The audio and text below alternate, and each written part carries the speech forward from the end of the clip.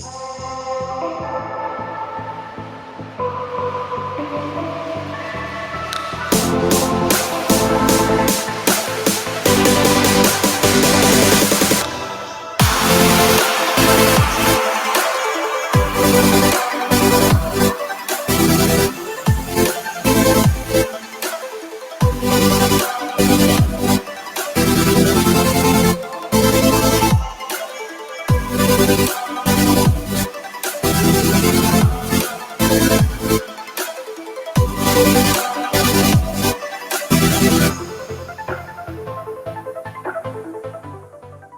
everybody, welcome to Digital Connections, where we bring in expert advice to connect you with the services and resources to build a successful business and ultimately to create the life of your dreams.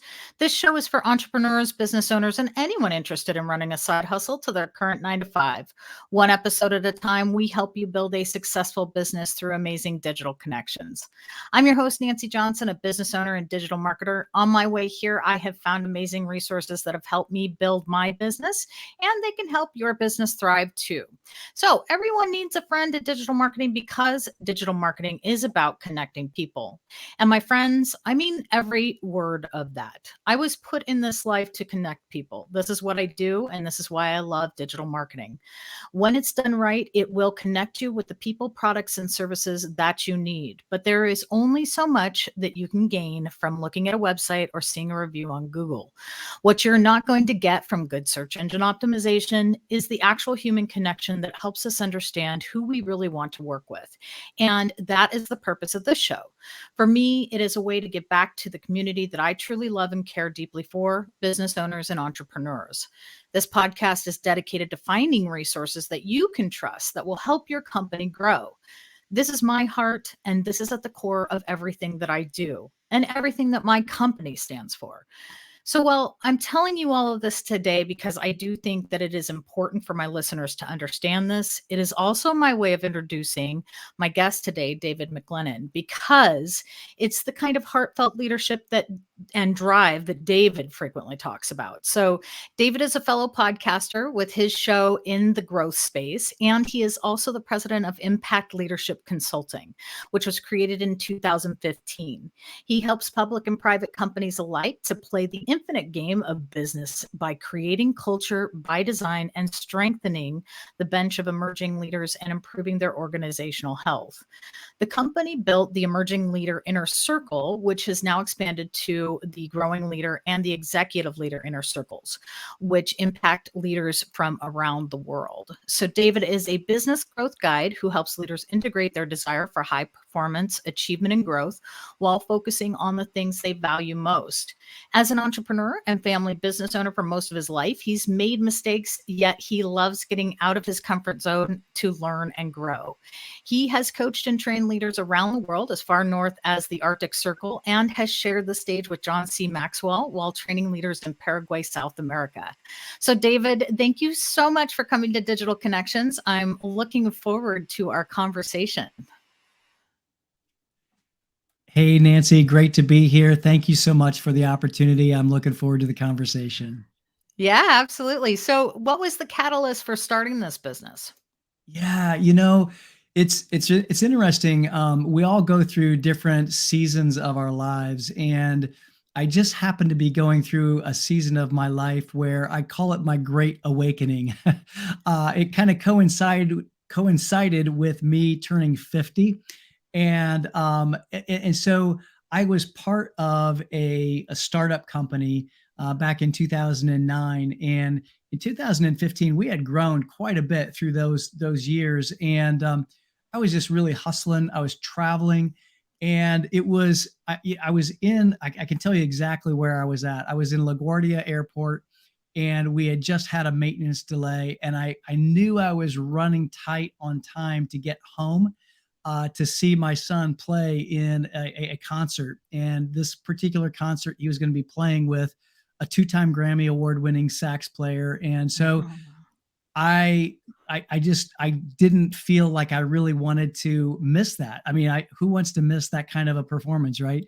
And so the maintenance issue caused some delays, and I missed the first half but I did get there for the second half of the concert. But it was at that moment that I knew that I needed to do something a little bit different and really make a change. And so it was a process that led me to create Impact Leadership Consulting, because I really wanted to be able to help leaders to really look at their values and create a culture of their organization to match those values. So that's kind of how it all started.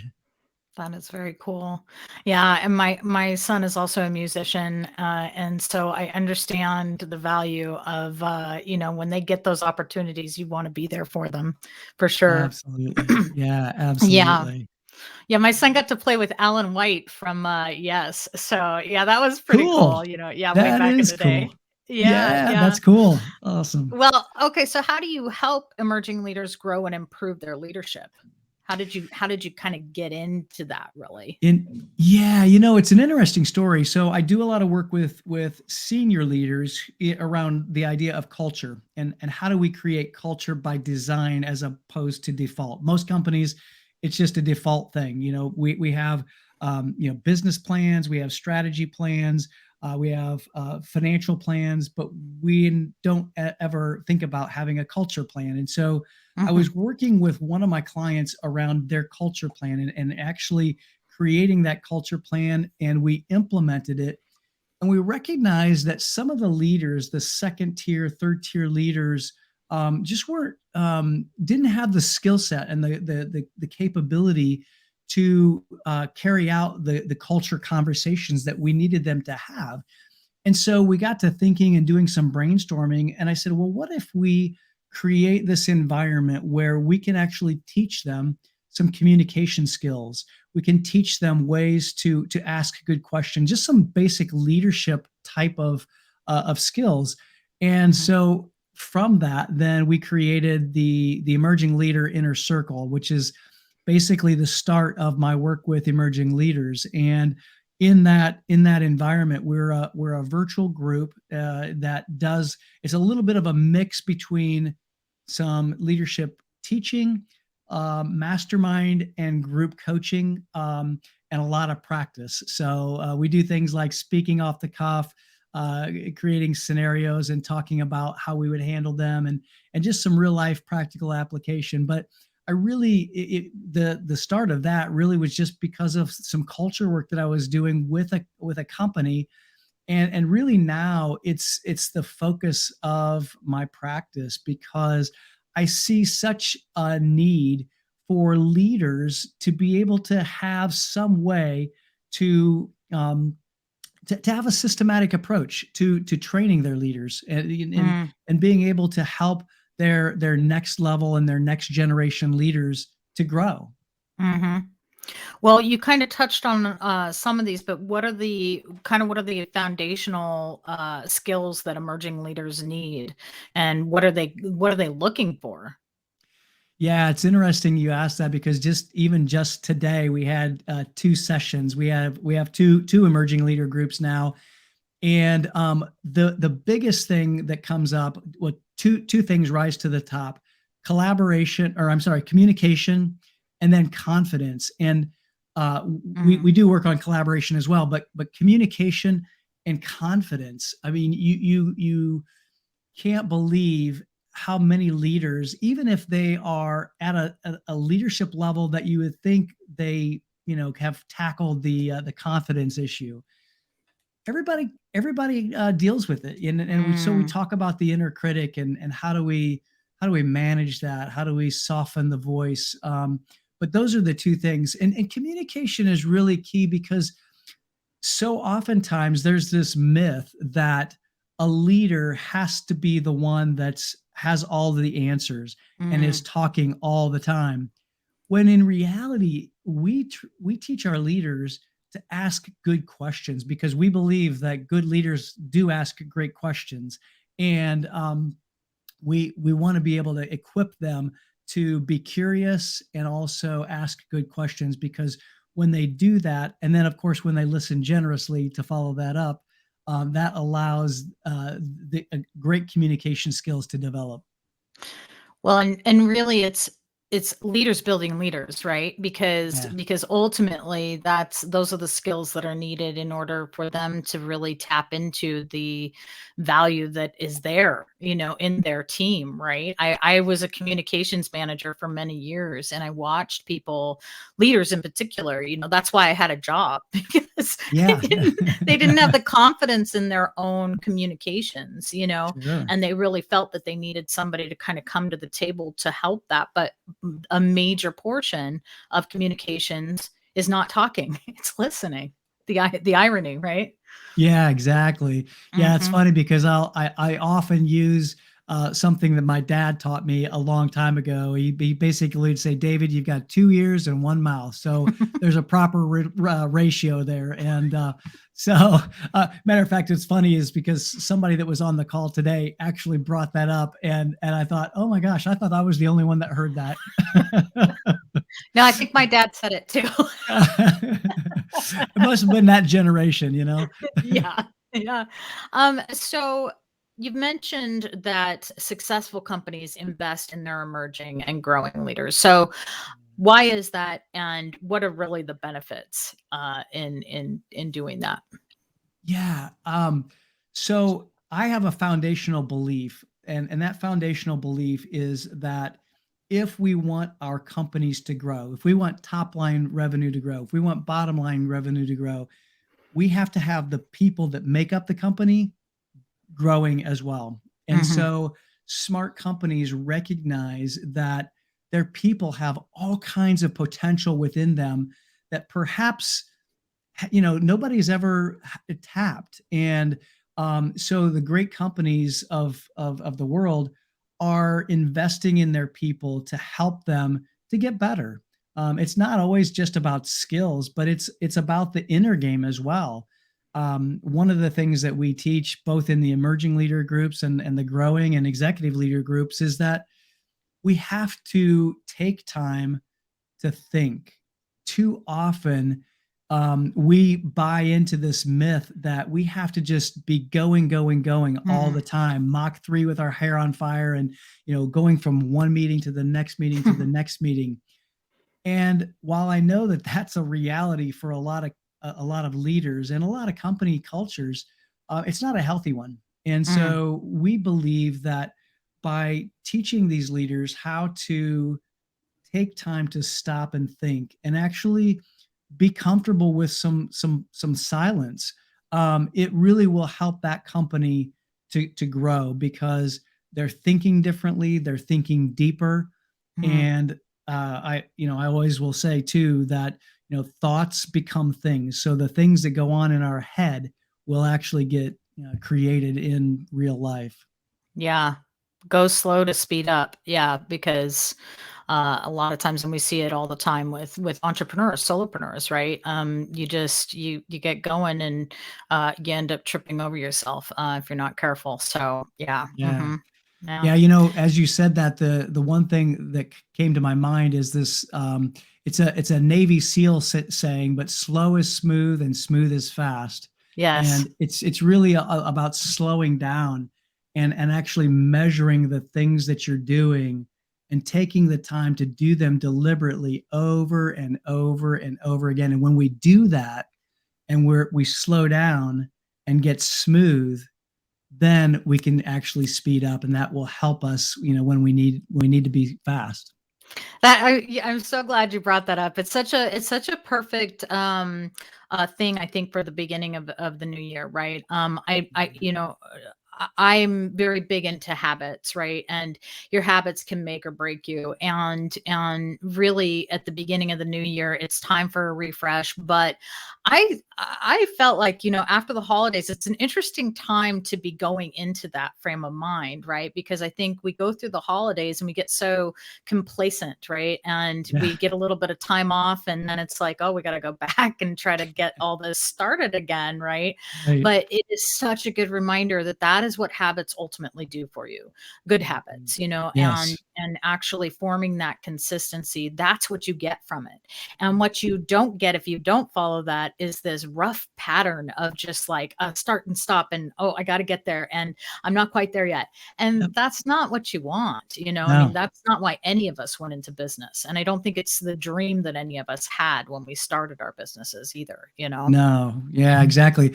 Well, and you mentioned habits, and I think that it's interesting because we always at the beginning of a year we always think about all of these great goals that we want to achieve in the new year, and uh, the interesting part of that is that if we don't change our habits, we won't get our goals because if there are things that we've not done before and we want to achieve something a little bit greater or beyond where we've been before, we have to do things differently, and so we have to Yes. change our habits, right? Yeah. Yeah, you're never gonna get to where you're looking to go doing the same things you've always been doing. Yeah, Yeah, yeah, for yeah, for sure. sure. So, creating this culture of care that you're talking about along with performance, it almost seems like it would be opposing forces, kind of. So how do you help companies actually pull that off?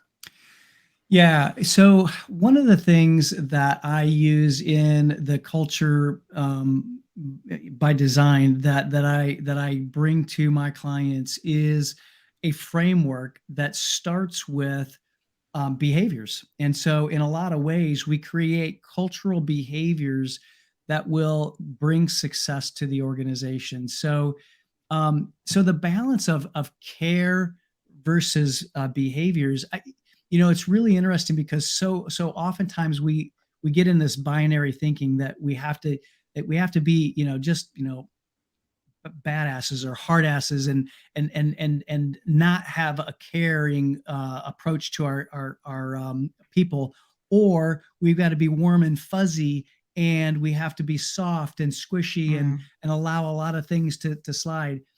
And that binary thinking is really, I think, where we make a big mistake, is because I think we can bring both of those together, because we can drive behaviors and lead behaviors that will lead to our success.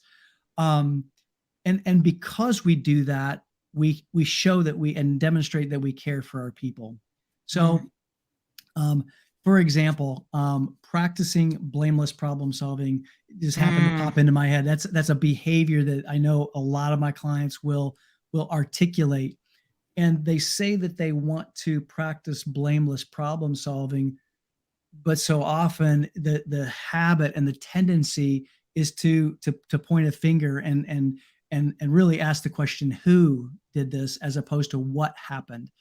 And so yeah. by actually creating the behavior and talking about the things that get in our way of practicing blameless problem solving, can actually help us to create that great synergy of care and Mm, high performance, because we care about our customers, we care about our people, and we want to not assign blame, but we want to look at, like, what happened. First of all, let's fix the problem. Second of all, let's do a little bit of an autopsy here. What happened? Is it a process that's faulty? Do we need to change the process, or did somebody maybe not follow the process? mm, And that's where we fell down. And so that's where, as leaders, we can, let's say, for example, we're talking about practicing blameless problem solving, and we have somebody who didn't follow a process. So the process works, but somebody didn't follow the process. Then we just need to be able to ask, hey, what didn't you understand about the process, and let's understand that. And then going forward, here's what we need you to do. We need you to follow this process. And so being able to think about the forward facing and the forward movement of that individual, to follow the process, is still practicing blameless problem solving. We just need to help them to understand and understand the process and then follow it. mhm. Well, and it also, I think, really helps build trust in an organization when people know they aren't going to be automatically fired because they did something Exactly. funky, or Right. they messed up, or maybe their family took precedence, or whatever it was that didn't work in the situation. It, employees need to have that trust of their employer to be able to invest in that. Well, absolutely. And if you think about it, if you have a culture of blame and looking at, okay, who do we need to, point the finger at, Hmm. people are going to start to cover up. There's going to be, Hmm. if somebody sees something that should be called out, they're not going to say anything. They're going to be able Yeah. to say, "Oh no, I'm going to get called out on that, so I'm going to just not say anything." So we have to be able to have that level of safety and create that psychological safety within an organization. Yeah, or even the old, you'll watch it. It's almost like this cutthroat thing where people, will blame somebody who maybe was not to blame, Right. just to kind of get ahead because they know that's the culture that they live in. And it does, it all starts with those leaders. So speaking of which though, so I've worked at some fairly large corporations and I watched leaders kind of use culture as a total buzzword, and it's more hyping the whole situation, but really that's all it is in the end, right? So how do you keep culture from being just another like flavor of the month that the CEO jumps on? Yeah, that's a great question, Nancy, because honestly, that's what happens a lot of times, especially at larger companies. It's the CEO sees something or they hear something at a seminar and they think, oh, I gotta do something about this, and so it does become the flavor of the month. But really, what good companies and world-class companies do is they create ways to embed it into the organization. And so we teach that a way to create rituals within an organization. So Mm, what do I mean by rituals? Well, I mean those things that trigger us to talk about our cultural behaviors. We have to first and foremost define it, and we define our culture in terms of behaviors because, quite frankly, behaviors are easier to see, to mhm, teach, and to give feedback on. So when we see somebody listening generously, we can reinforce that, and we can give feedback on that. Or if we see somebody not doing that, we can also give the feedback there.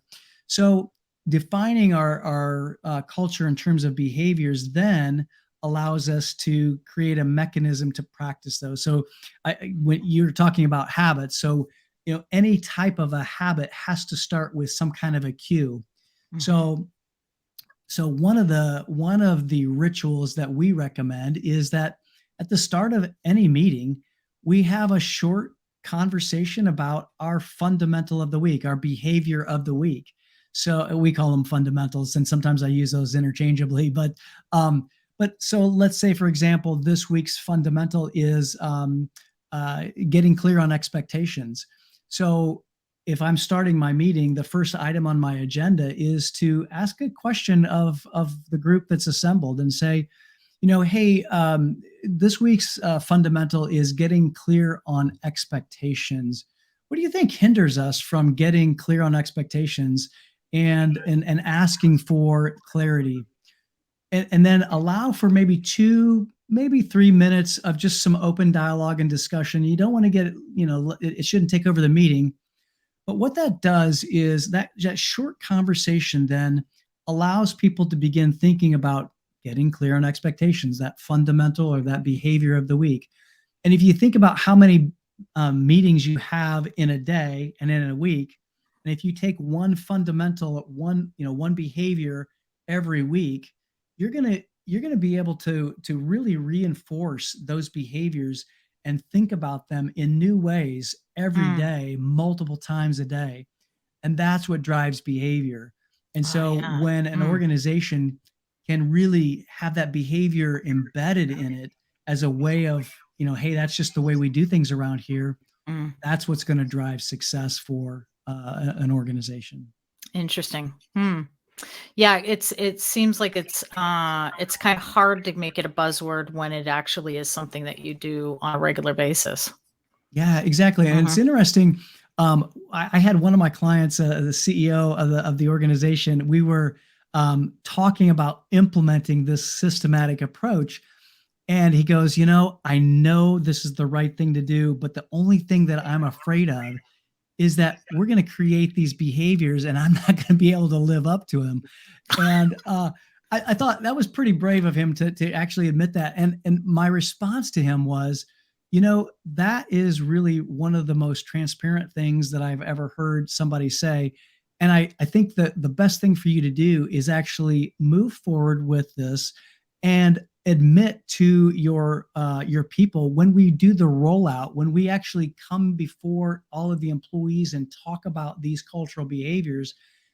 By when you kick the meeting off, by virtue of you saying, hey, look, I'm not perfect, I'm gonna fall down on speaking straight or listening generously or getting clear on expectations, whatever those benefit those behaviors are. I may not necessarily always live up to them, but I want to get better. And so I Mm, need you to help me. And I'm going to help you to get better because as an organization, we need to get better. He did that. He did that in front of the entire employee population. And it was amazing. It was really powerful. And I really appreciated his leadership in doing that because it showed vulnerability mm, and it showed his ability to see where he may not necessarily be strong. We all have strengths, and mhm. sometimes we have places that we aren't as strong. And so, by virtue of him admitting that, it really strengthened, I think, his leadership. Yeah, I would say some of the best leaders I know are people that can admit their faults, but also it just brings this level of connection with people when they Exactly. know that they work for a human, Yeah, you know? exactly. Yes, exactly. Yeah. For sure. So, something also that I've seen from leaders is almost this fear that they're going to do something wrong, especially with like new leaders. And so then they tend to play it kind of safe and they hide behind their new role, if you will. Mm. How do you actually get leaders to come out and want to grow instead, right? Because that's the whole deal, right? If you're going to stay in fear, you're probably not going to be growing, right? Yeah. Yeah, we talk a lot about that in our emerging leader inner circle Mm, because it's being able to get in a place where we can actually be uncomfortable and practice being uncomfortable. So we do everything virtually. So we're in a small group, but it's big enough that it makes people uncomfortable when they have to speak. And we will do things like speaking off the cuff. We do kind of like our little version of Toastmasters table topics, and you know that that little exercise helps people be uncomfortable, and that helps them to understand what it means to get outside of their comfort zone in a lot of different ways. And so we do some things like that that really help leaders to understand what it feels like to get outside of their comfort zone. And then really we talk a lot about busting through what I call the terror barrier. It's that space where, man, I know I'm uncomfortable. I've never done this mhm. before, but I'm going to push through it anyway. And I'm going to keep pushing through it so that it becomes a habit. Mm, And so that's one way that we do it. interesting. I was going to actually ask you about the inner circle groups, and why you do these, like why you advocate these for your clients. To me, like when I first heard inner circle, I'm like, well, that sounds rather snobbish, doesn't it? Sure, sure. Yeah. Yeah. But I, Yeah. I think there's a much deeper purpose to it. There is, yeah, much deeper, deeper. Yeah, I appreciate that perspective, though. Yeah, so really, one of the things that I've recognized is just the power of being in an environment with other people who see things differently, and who have different experiences, and honestly, it comes from the book Think and Grow Rich. Napoleon Hill wrote Mm, this book back in 1937. Most people probably heard about it. They may or may not have read it. he interviewed like 500 of the most successful business people of his time, and each one of them had a group of people that surrounded them.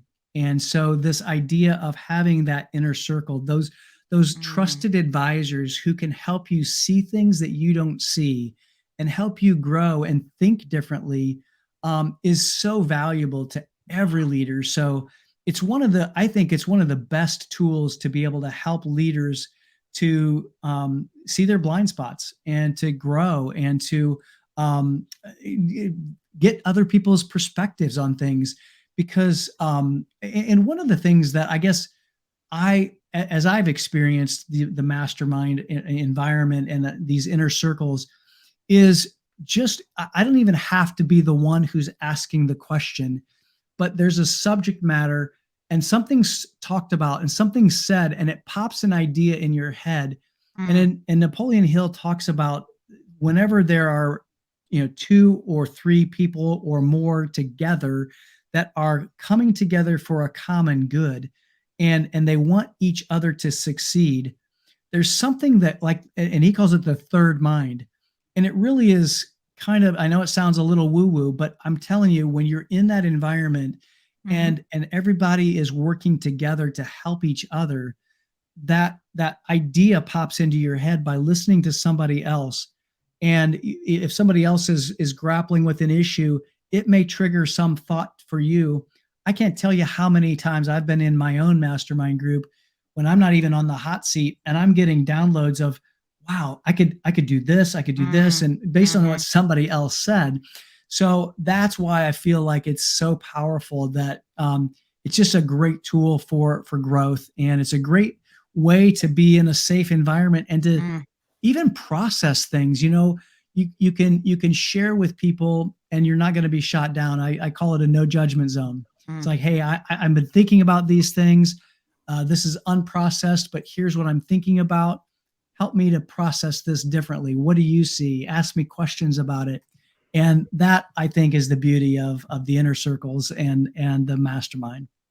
Yeah, that is that's actually really exciting. I love getting into a group of people that are working for a similar cause. There is just a feeling that comes from that, and you can actually it's almost like you can watch the ideas physically grow in front of you, Absolutely. when you've got that kind of connection.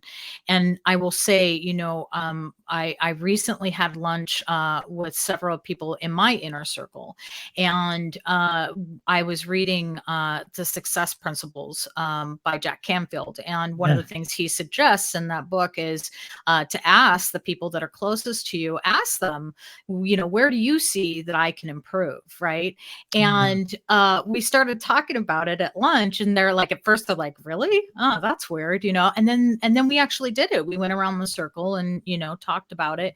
And it was amazing, right? Because you would think that first of all, you'd be kind of scared to hear what they're going to say, right? But it isn't that way at all. You just are appreciative for their feedback, and the things that they say to you make so much sense. And you're like, oh yeah, I could definitely do that. Sure. So I think it's a magical thing, the inner circle, not a snobby Well, thing at all. yeah, no, well, and I really think too, when you have a group of people that want the best for you, Mm, and are in your corner, and they're telling you something that can help you improve, you take that in a much different way than if somebody's coming at you because they don't agree with you.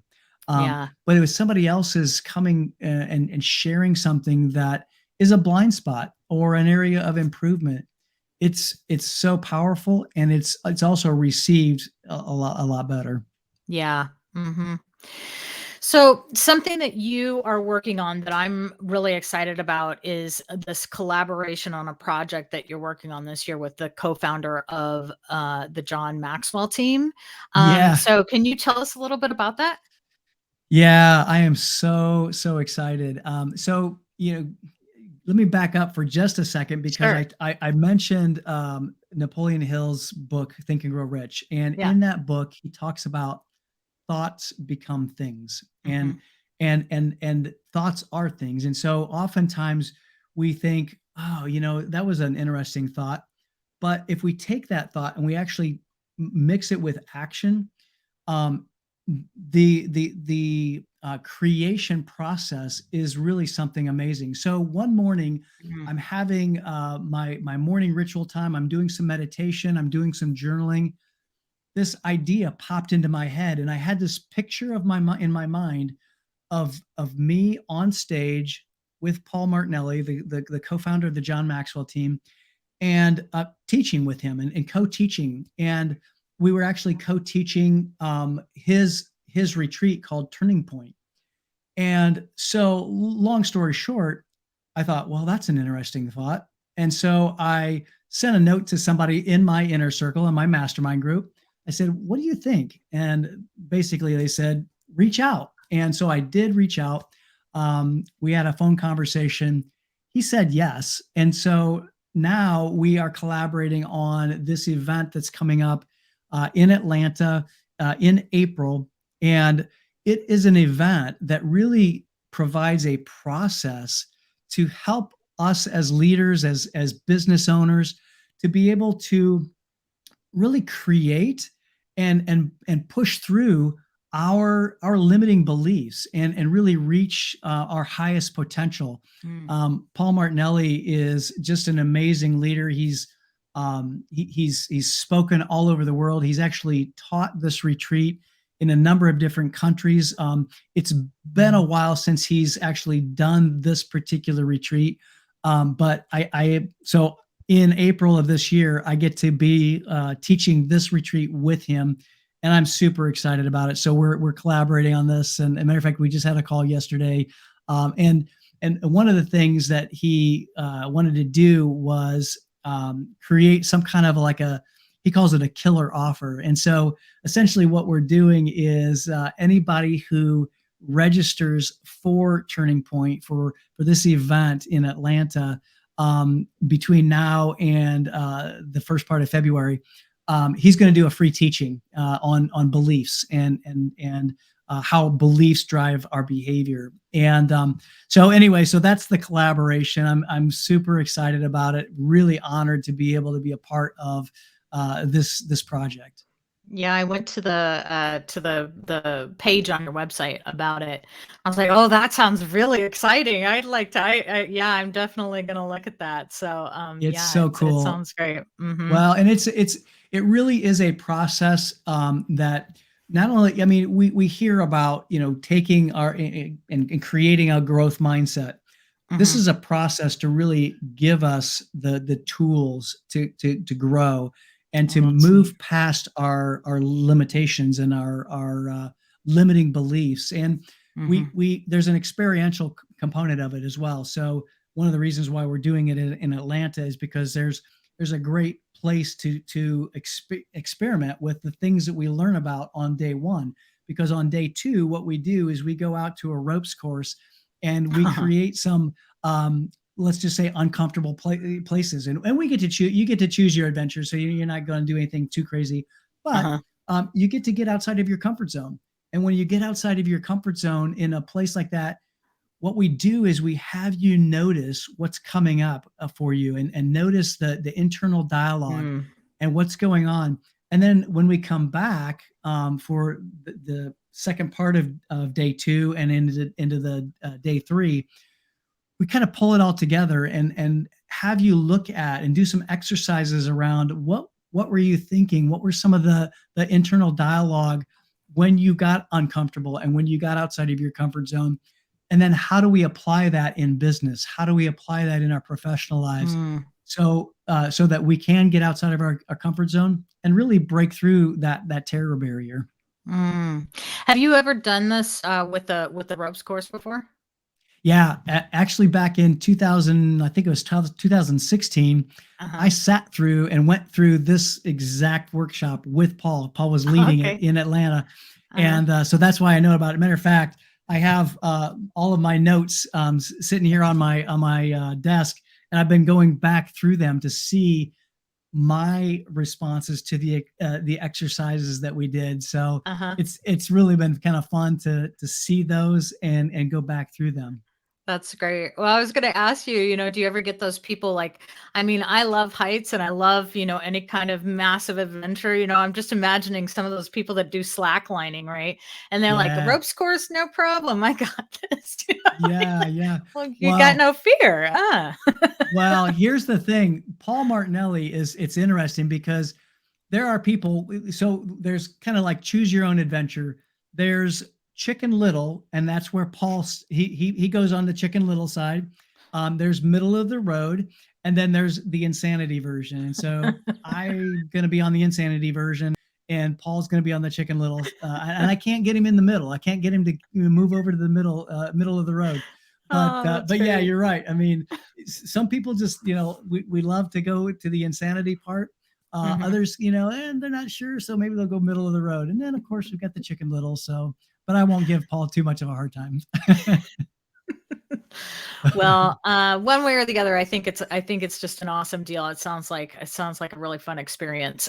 So we are just about out of time. So do you have any departing thoughts for us, David? Yeah, I guess, yeah, kind of bringing some of the things that we talked about together. I think Mm, one thing that I really believe that as an organization, if we want to grow and we want our companies to build and to grow, we've got to invest in not only ourselves, but we have to invest in our people. And when we do that, it not only is good for the company and it's good for our people, but it's good for our customers as well. Because when our people are growing, then our customers are going to benefit because we're going to have mm. people who are passionate, they're fulfilled, and they're really being the best that they can possibly be. And so I just want to encourage anybody who's listening, if you're a business owner, invest in your people, create your culture by design, and not let it happen by default. I could not agree more. And in fact, from a digital marketing standpoint, honestly, it is the best investment in your brand that you can make. Really. Yeah, Yeah. I agree. I agree, Nancy.